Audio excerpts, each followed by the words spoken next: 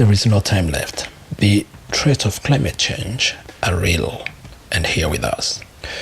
The sub-Saharan African countries are suffering badly from different events, including deforestation, soil erosion, desertification, waterland degradation, water and air pollution, and insect infestation. These have already caused a serious damage on the environment.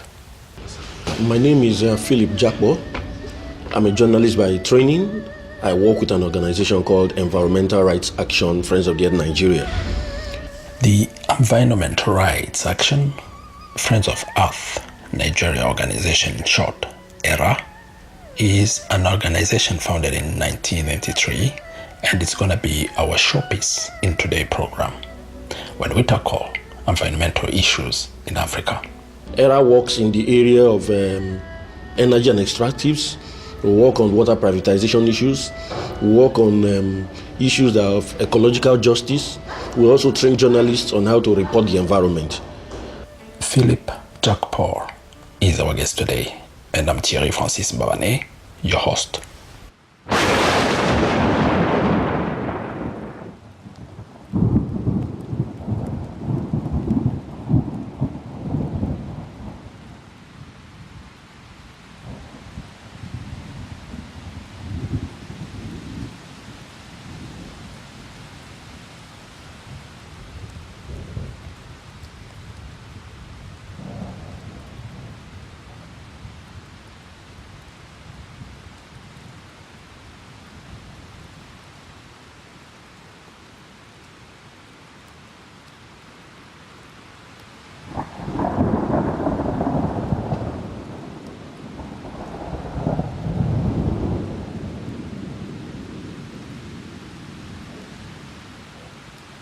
Countries in Eastern and Southern Africa know already that action needs to be taken, and at whatever cost, to deal with impact of climate change.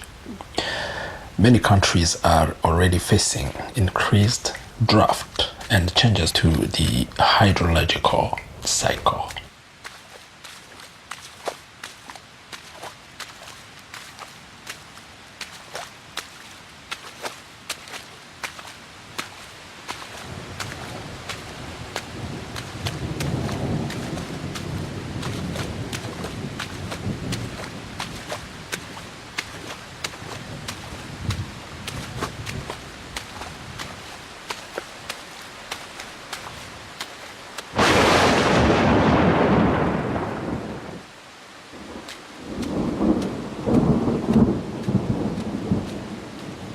Climate change transformed the weather state into an unpredictable event, which is an actual challenge to local people. Hence, a serious famine is coming, as this phenomena is hurting badly the industry of the agriculture, the most sustainable source of income for many households in that part of Africa.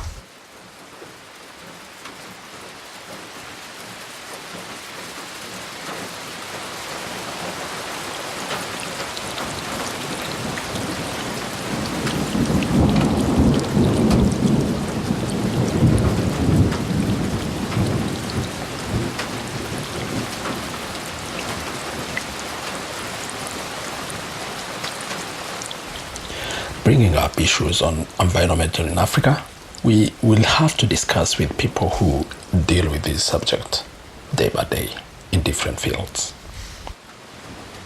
I've been working with the Environmental Rights Action since 2007. Before then, I was in mainstream media. As a journalist, I covered beats on agriculture, energy, commerce and industry. So working with ERA, I've been able to bring to bear some of those, skills I acquired on the field as a field journalist. Because in the course of my work, I also go into the field. I also write field reports. I interrogate community people. I also meet with policymakers. I also join in some international actions. So it's a wide field.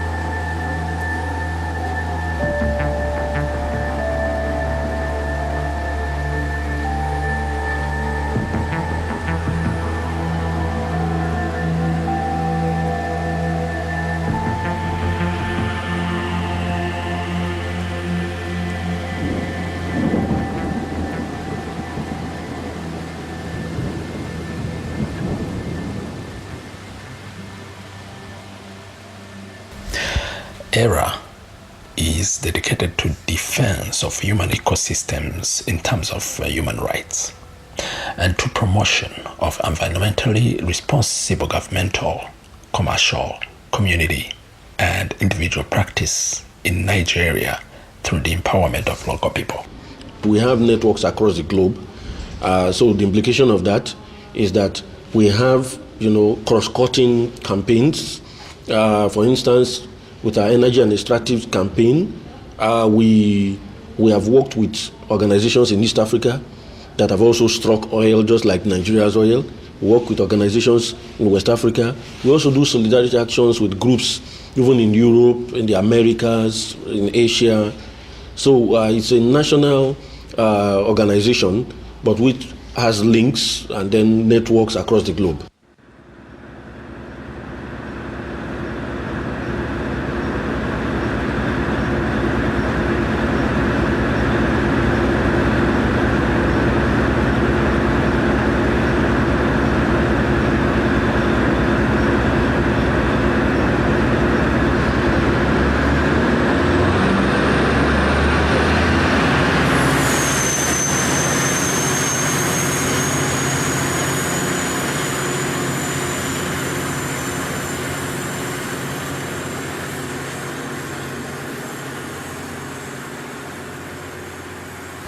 I think first and the most prominent environmental issue in Nigeria is oil extraction, which has caused a lot of devastation in communities, especially in Nigeria's Niger Delta.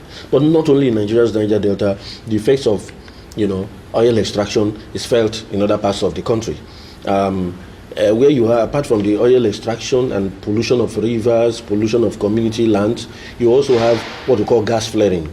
You have these vertical flares, running 24 hours, and you have 200 gas flare stacks in the entire Niger Delta region burning 24 hours. So the communities are very hot, and the gas flares are dangerous chemicals. You have methane, you have benzene. These chemicals, are going into the atmosphere and coming down in form of acid rain, polluting rivers and streams.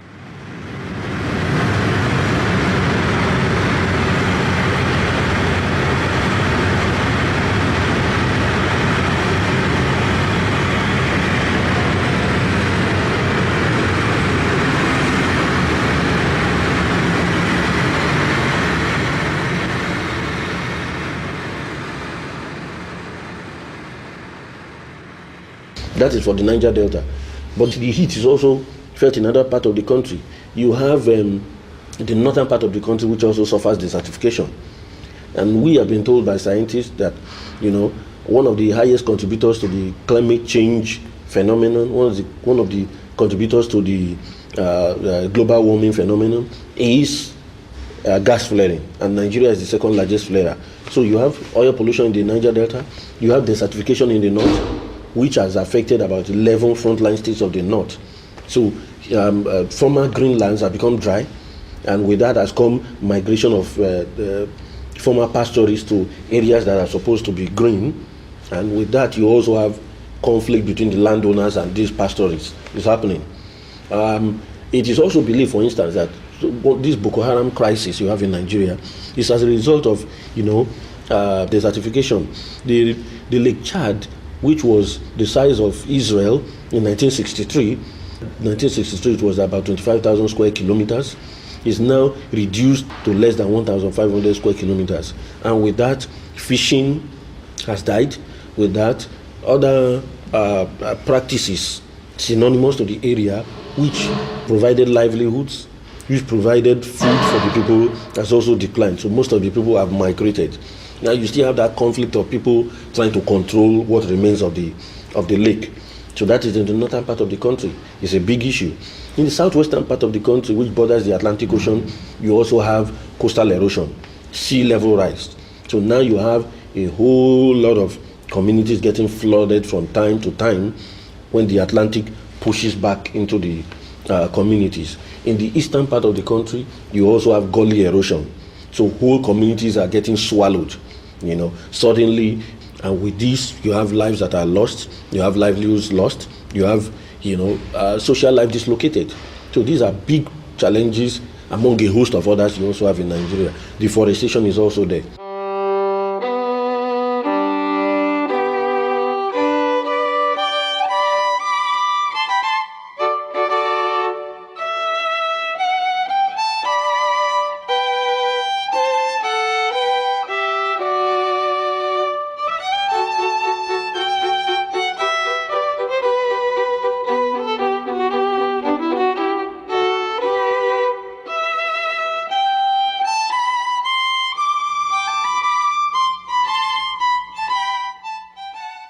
The East Africa is also known in the fight of protecting the environment.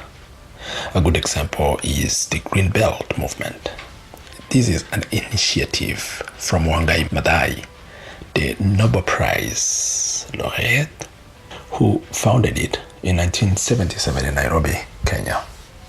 The movement helped African women, especially in rural areas, to conserve the environment and improve livelihood. Wangari Maathai was awarded a Nobel Prize in 2004 for her contribution to sustainable development, democracy, and peace. She became the first African woman and the first environmentalist to win the prize. But before her, we know also the case of Nigeria, Ken Saro-Wiwa, the Nigerian environmental activist who was framed and hanged in 1995 by the military dictatorship of General Sani Abacha, the president of Nigeria by that time. In 1990, he founded the movement for the survival of the Ogoni People, also known as MOSOP. The prime objective was to campaign by means of non-violent method for social, economic, and environmental justice in the region of Ogoniland in Niger Delta of Nigeria.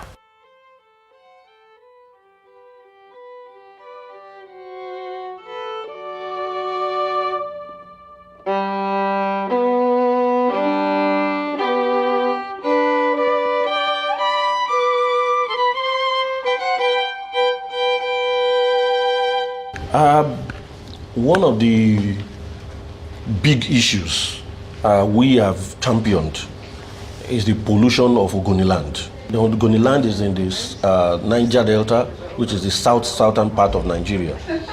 Ogoniland has suffered massive pollution, oil pollution. For years, the people have been advocating. The lead playwright, Ken Saro-Wiwa, is from that community. He died for the sake of that community. The repressive government at that point, 1995, murdered him and some other activists. And why did he die? He died because he was advocating for his environment. He saw massive pollution, but it took many years.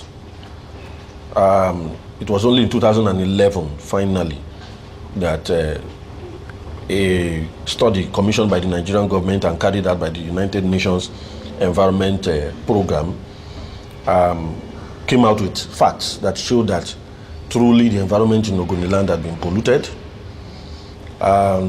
Fisheries, the air fouled. There was benzene over 900 times higher than WHO recommended standard in drinking water in Ogoniland. Now, this journey to the report being commissioned is one journey that ERA followed from the beginning. ERA had been mobilizing the community people to remain resolute. Since we had issues of agents of the oil company, Shell, friends of the company in government, and some, even in the communities, ensuring that the community spoke with divergent voices. People were not speaking in unity.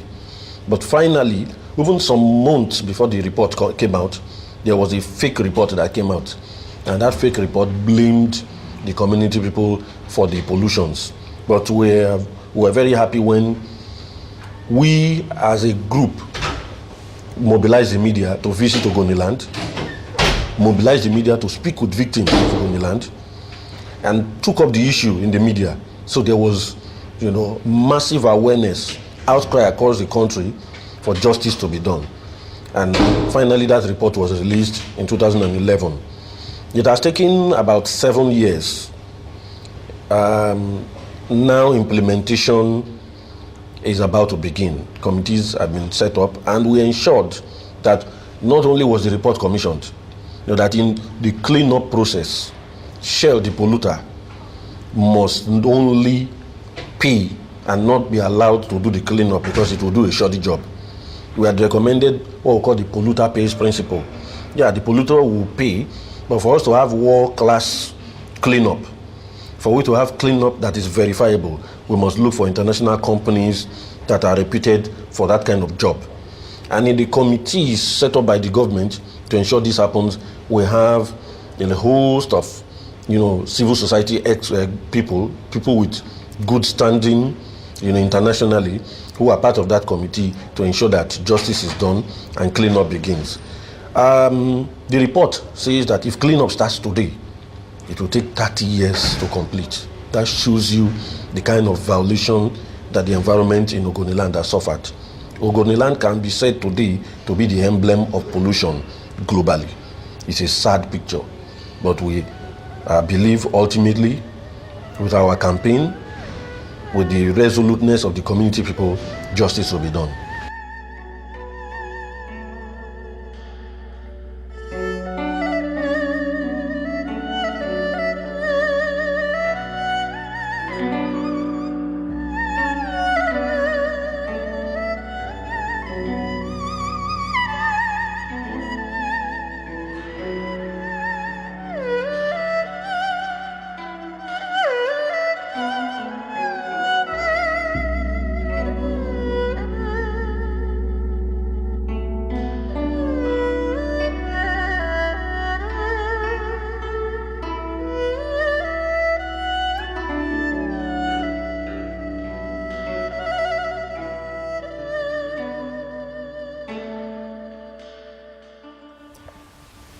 What kind of message to give to a person who is now suffering from issues related to climate change in Africa, caused by people with other interests, like Shell or other companies that are destroying the environment in many ways?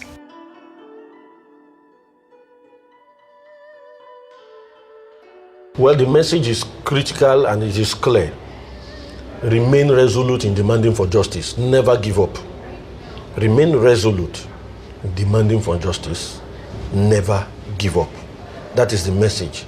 That is what won the Ogoni people the justice they are now getting. That is what has won a lot of communities that are now getting justice across the continent. If you give up, you have sold your birthright. It is your right to have a good and decent living. It is your right to have a decent environment. And it is not going to be given to you on a platter of gold. You must fight for it, you must believe in it, and you must mobilize with other people to ensure it happens.